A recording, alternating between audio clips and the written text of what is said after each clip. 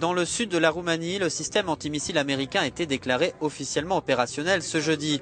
Une annonce qui a provoqué la colère de Moscou, qui le considère comme une menace pour sa sécurité. Formé de missiles intercepteurs, ce système défensif sera officiellement intégré dans le bouclier antimissile de l'OTAN lors du sommet de Varsovie en juillet.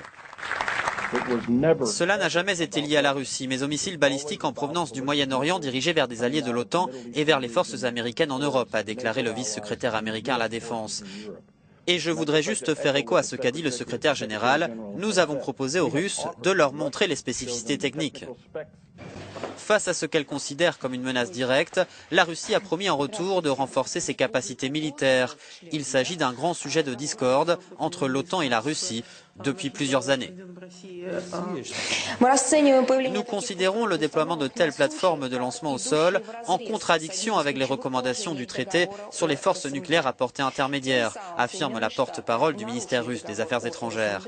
Ainsi, dit-elle, les États-Unis ont violé le traité INF. Il faut clairement le reconnaître, sans précautions diplomatiques supplémentaires. Lancé en 2010, le projet de bouclier antimissile de l'OTAN vise le déploiement progressif d'intercepteurs de missiles et de puissants radars dans l'est de l'Europe et en Turquie. Un an plus tôt, Barack Obama recevait le prix Nobel de la paix pour ses efforts en matière de dénucléarisation.